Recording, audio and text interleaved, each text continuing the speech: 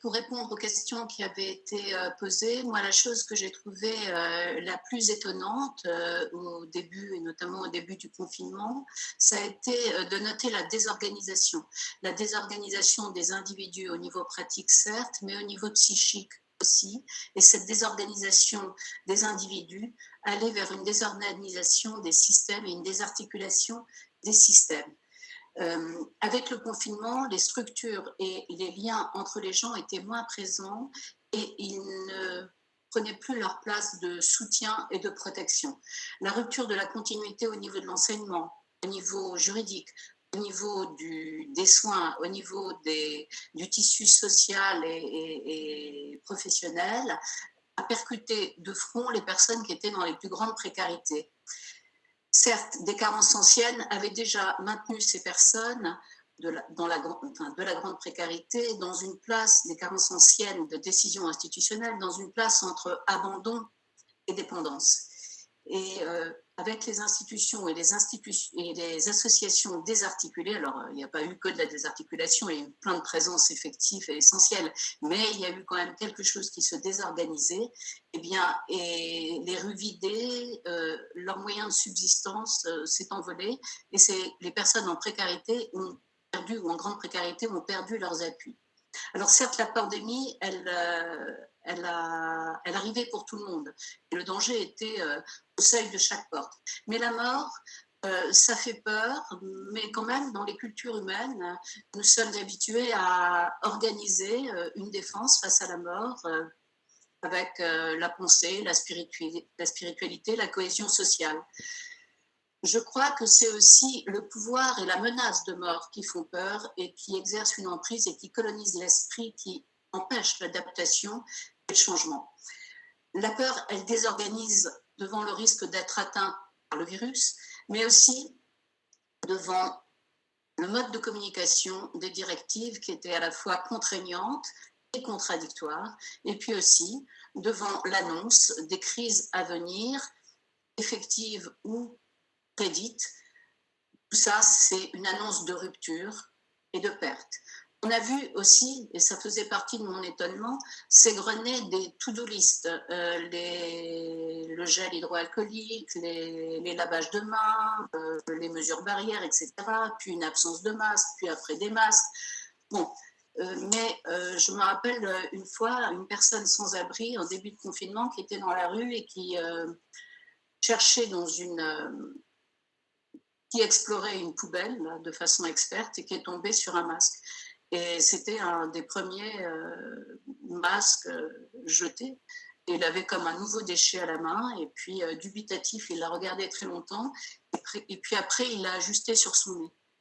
Et je pense qu'il y a quand même quelque chose de désorganisé de partout et que l'on peut penser que c'est aussi une désorganisation que des sans-abri soient confinés dehors, qu'ils soient verbalisés par le non-respect du confinement, qu'ils aient été confinés dans des lieux à forte densité de population, que l'on ait pu noter des personnes confinées à 180 avec un seul robinet d'eau, que l'on ait pu voir des squats avec des migrants et des sans-abri devenir des zones de non-droit parce qu'il y avait la crainte des répressions administratives et ils se refermaient sur eux-mêmes, avec effectivement un manque d'accès à l'alimentation et un manque d'accès aux droits communs qui se répondaient. Dans les populations des quartiers les plus pauvres, ils ont été particulièrement exposés à la Covid, comme ça a été déjà dit par l'intervenant précédent et comme ça a été dit aussi au niveau de la présentation, par leur mode de vie et puis par leur mode de travail, qui étaient quand même des travails soit exposés, soit une absence de travail officielle et qui, vite, ils ont été en situation de perdre leur travail,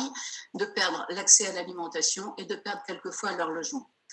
Sans évoquer la situation des enfants en précarité, de l'ASE, des mineurs non accompagnés, etc., ou des femmes victimes de violences domestiques avec les enfants qui ont été hébergés dans des lieux où il n'y avait pas d'installation suffisante pour survivre. Alors, c'est quand même très désorganisé. Les personnes en grande précarité, je crois, elles ont déjà une désorganisation, enfin tout le monde connaît un peu la désorganisation, mais elles ont déjà une désorganisation ou la peur qui exerce son pouvoir destructeur. Ils ont souvent appris à s'adapter et à glisser doucement, d'usure en rupture, et il faut bien reconnaître que la poisse, ça confine un peu quand même. Alors les associations, les institutions, les regards du travailleur, les regards du passant, du riverain qui s'en vont, tous ces gestes qui les reliaient se sont désorganisés. Je crois qu'il y a un paradoxe jusqu'à la violence lorsque l'on voit des sans-abri confinés dehors et que ça illustre bien ces contradictions et le désordre qui est allé jusque dans l'espace public. En termes de moments de dilemme, ce qui m'a le plus interrogé, c'est de voir des discours savants qui se multipliaient pour dire que l'on ne savait pas. Alors qu'il y a des trucs que l'on sait, par exemple, quand on ne mange pas, on meurt. Et c'était dans ces limites-là que l'on précipitait les plus précaires, avec un confinement non accompagné. Les risques psychosociaux encourus par les personnes les plus exposées à leur vulnérabilité n'ont pas été pris en compte lors de la décision du confinement. Alors certes, nous sommes tous mortels un jour, et cette précarité radicale peut fonder une valeur commune, mais comment, au nom de la valeur de la vie, peut-on précipiter vers la mort? Là, il y a quelque chose qui pose question. La précarité, en général, ça prive de l'essentiel. Les personnes sont déjà quand même très fatiguées par la pauvreté, les inégalités structurelles et sociales, le manque d'accès au logement, à la santé au minimum suffisant. Elles sont déjà usées pour la résistance, pour la vie. Nous glissons tous vers la mort, mais pas de la même façon. Et nos vulnérabilités sont partagées, mais nous habitons des territoires d'inégalité. Alors les discours savants avec les chiffres, les mesures et les modélisations, ils sont essentiels et très précieux. Mais ils produisent des normes qui sont sans sensibilité et qui impactent nos émotions et qui influencent aussi nos systèmes de pensée. Quelquefois, ces discours pourraient nous faire oublier le fonctionnement de la vie, sa sensibilité, sa phénoménologie et ses ressources d'adaptation et d'humanité.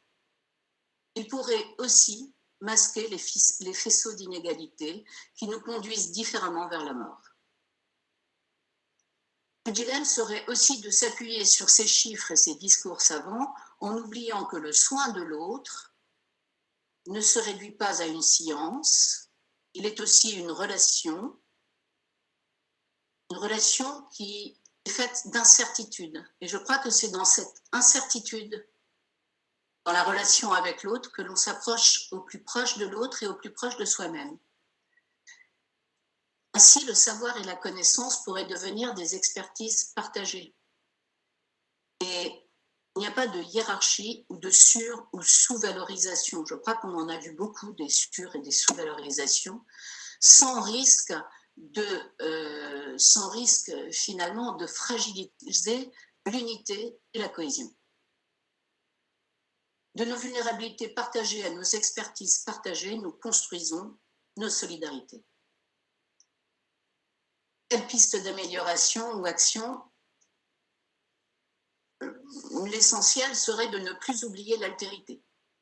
Car l'oubli de l'altérité, c'est l'oubli de sa propre identité et de sa capacité d'adhésion à une conscience collective. La relation et la reconnaissance de l'autre dans sa vulnérabilité, c'est déjà une première mutualisation des risques et vers nos vulnérabilités partagées et la construction de nos solidarités.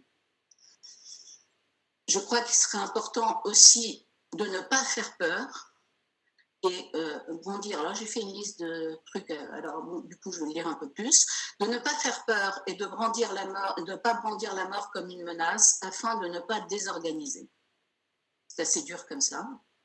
Ne plus oublier la grande précarité jusqu'à la confiner aux limites de la vie.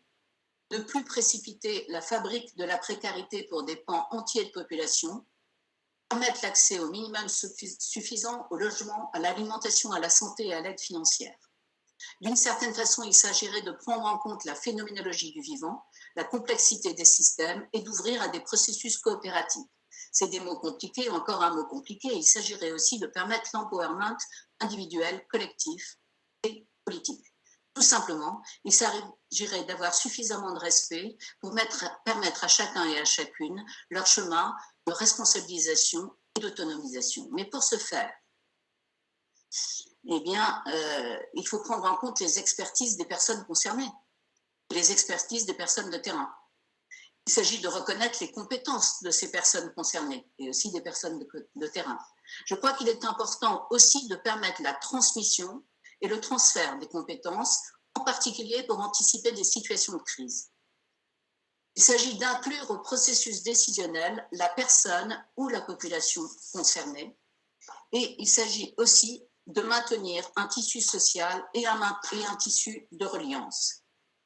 Je dirais aussi qu'il s'agit de ne pas oublier les vivants et ne pas oublier les morts, ne pas interdire le deuil.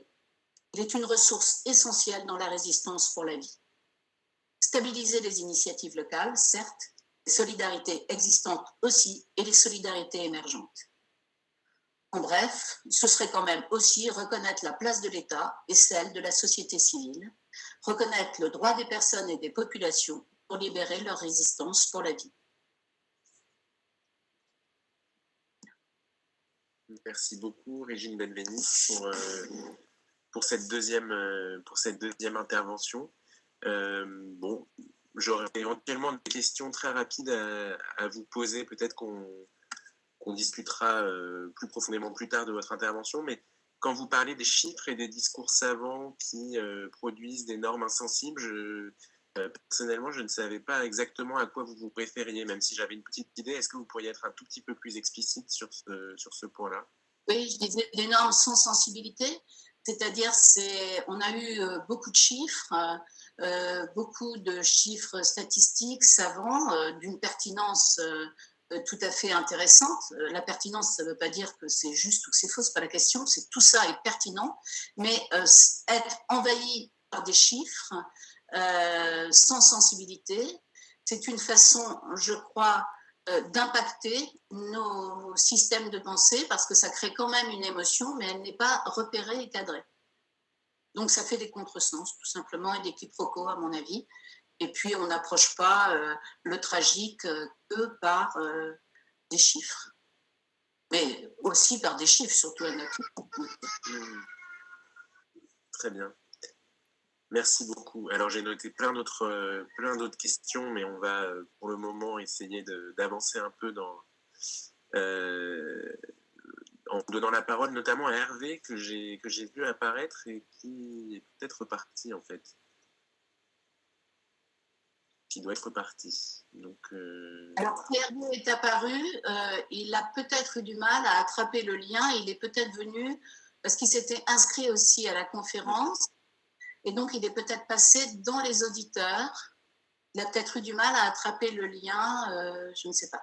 est-ce que vous pourriez éventuellement Ouais. le joindre Oui, je vais. personnellement et le temps que Abdelkabou Mansour peut-être ah non pardon excusez-moi Myriam Kelala intervienne et peut-être qu'on peut Et si j'y arrive, je vous tiens au courant. ouais c'est très gentil merci beaucoup.